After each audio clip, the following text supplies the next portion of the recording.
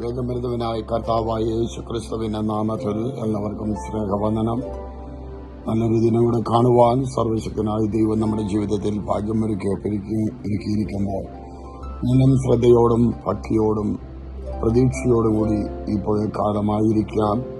യിരെമ്യാ പ്രവചനം 31 അധ്യായം അതിലെ 16 വാക്യം ഇങ്ങനെ വായിക്കുന്നു. യഹോവ ഇപ്രകാരം അരുളിച്ചെയ്യുന്നു, കരയാതെ നിന്റെ ശബ്ദവും കണ്ണുനീർ വാർക്കാതെ നിന്റെ കണ്ണും അടക്കിക്കൊള്ളുക, നിന്റെ പ്രവൃത്തിക്ക് പ്രതിഫലമുണ്ടാകും. ദൈവവചനത്തിന്റെ ആ പ്രസക്തി യഹോവ അരുളി ചെയ്യുകയാണ്. കരയാതെ നിന്റെ ശബ്ദം പുറത്തു വരാതെ ഉള്ളങ്ങളിൽ കരയുന്ന പ്രിയപ്പെട്ടവരെ, പുറമെ ചിരിക്കുമ്പോഴും അകത്തെ കരയുന്ന കരച്ചിലിന്റെ ശബ്ദം പുറത്തു വരാതെ നീ അതിനെ സൂക്ഷിക്കുമ്പോൾ,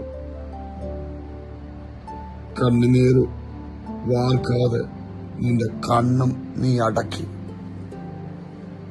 ജീവിതത്തിന്റെ പ്രതിസന്ധികളുടെ നടുവിൽ, വേദനകളുടെ നടുവിൽ കണ്ണുനീര് പുറത്തു വരാതെ, കരച്ചിലിന്റെ ശബ്ദം വരാതെ നീ വീണ്ടും പ്രത്യാശയോടെ ഉയരത്തിലേക്ക് നോക്കി രാത്രിയെ പകലാക്കി ദൈവസന്നിധി നിലവിളിച്ചിട്ടുണ്ടെങ്കിൽ ഒരു പ്രവൃത്തി, ദൈവത്തിന്റെ പ്രതിഫലം, ദൈവത്തിന്റെ കരം. തീർച്ചയായും ദൈവത്തിന്റെ വചനം ജീവിക്കും. ഈ പകൽക്കാലം അങ്ങനെ പറയാം. അങ്ങനെ പ്രതീക്ഷിച്ചാട്ടെ. ഒത്തിരി പ്രാർത്ഥിച്ചില്ലേ? ഒത്തിരി ആഗ്രഹിച്ചു കാണത്തില്ലേ? നടന്നില്ലെന്നോർത്ത് നിരാശപ്പെടേണ്ട. ആ ശബ്ദം പുറത്തു വന്നില്ലെങ്കിലും എന്റെ ഉള്ളിന്റെ ശബ്ദം തിരിച്ചറിയുന്ന സർവശക്തൻ, കണ്ണുനീരാരും കണ്ടില്ലെങ്കിലും കണ്ട ഒരുവൻ നിന്റെ പ്രാർത്ഥനയ്ക്ക് പ്രതിഫലം മറുപടി തരാൻ പോകുന്നു. വിശ്വാസത്തോടെ കെട്ടടിക്കട്ടെ. ദൈവകൃപയിൽ മുന്നേറട്ടെ.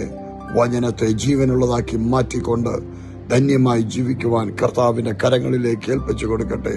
സർവശക്തനായ ദൈവം നമ്മെ ഏവരെയും അനുഗ്രഹിക്കുമാറാകട്ടെ. ആമേൻ, ആമേൻ, ആമേൻ.